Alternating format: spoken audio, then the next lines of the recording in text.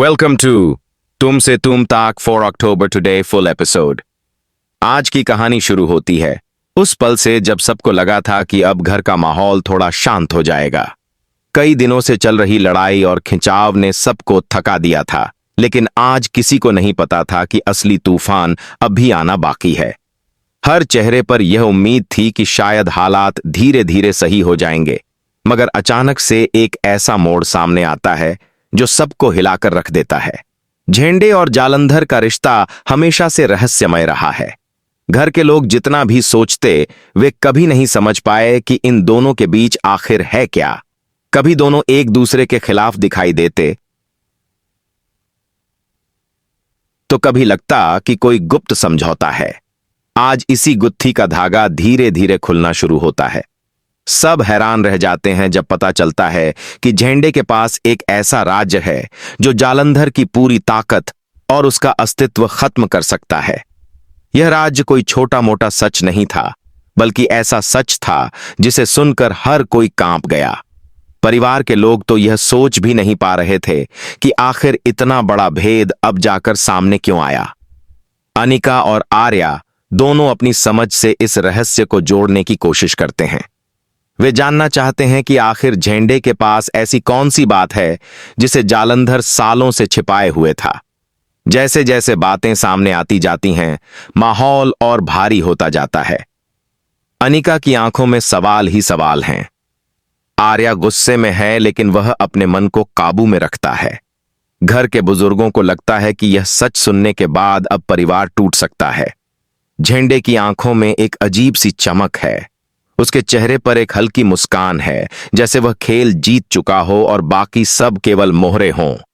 हर किसी के मन में यह डर है कि अगर यह सच बाहर आ गया तो सब कुछ बदल जाएगा।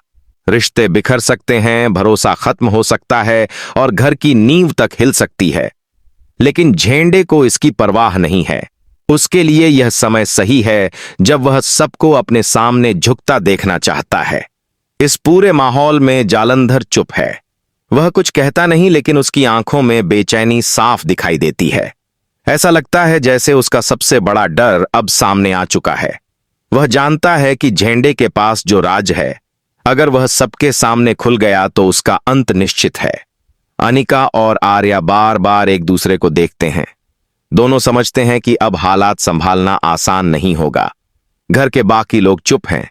सबके दिल की धड़कनें तेज हैं, जैसे पूरा घर सांस रोके खड़ा हो। और तभी झेंडे आगे बढ़कर सबकी ओर देखता है। उसके होंठों पर वह मुस्कान और गहरी हो जाती है। पहले सेक्शन का अंत इसी डर और रहस्य में होता है। सबको लगता है कि अब कुछ बड़ा और भयानक होने वाला है। कहानी का दूसरा हिस्सा वहीं से शुरू होता है, जब सब इस खुलासे से हिल चुके हैं। घर का माहौल पहले ही भारी था, लेकिन अचानक एक और झटका सबको मिल जाता है। किसी को समझ नहीं आता कि यह सब इतनी जल्दी कैसे बदल गया। अचानक खबर आती है कि अनु कहीं दिखाई नहीं दे रही। पहले सबको लगा कि वह घर के किसी कमरे में होगी, लेकिन जब ढूंढा गया तो वह कहीं नहीं मिली। परिवार के लोग परेशान हो जाते हैं। हर कोई उसका नाम पुकारता है, इधर उधर देखता है, लेकिन कोई जवाब नहीं मिलता। डर धीरे धीरे सबके चेहरे पर साफ नजर आने लगता है।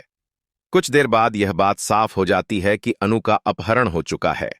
यह सुनते ही पूरे घर की दुनिया उलट जाती है। हर कोई सदमे में है।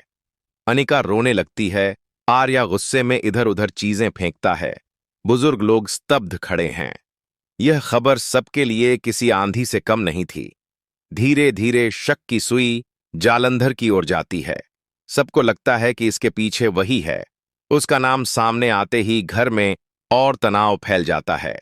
आर्या को विश्वास है कि यह सब उसी रहस्य से जुड़ा है जो झेंडे और जालंधर के बीच है। अनिका भी यही सोचती है कि अनु को नुकसान पहुंचाने का मकसद शायद उसी राज को दबाना है। अनिका को अनु की हंसी और मासूमियत याद आती है। उसकी आंखों से आंसू रुकते नहीं। वह सोचती है कि आखिर उसकी बहन ने किस गलती की सजा पाई है। आर्या लगातार कहता है कि वह अनु को वापस लाएगा, चाहे इसके लिए उसे किसी से भी लड़ना पड़े। माहौल और गहरा होता जाता है। हर कोई डरा हुआ है। जैसे जैसे समय बीतता है, अनु की सुरक्षा को लेकर चिंता बढ़ती जाती है। सबको लगता है कि कहीं देर न हो जाए, लेकिन सबसे बड़ा सवाल है कि आखिर अनु को कहां ले जाया गया है और क्यों। कहानी उस पल पर पहुंचती है जब अचानक किसी को अनु की हल्की सी आवाज सुनाई देती है, जैसे वह मदद के लिए पुकार रही हो। सब चौंक जाते हैं। वे इधर उधर देखते हैं, लेकिन कहीं अनु नजर नहीं आती।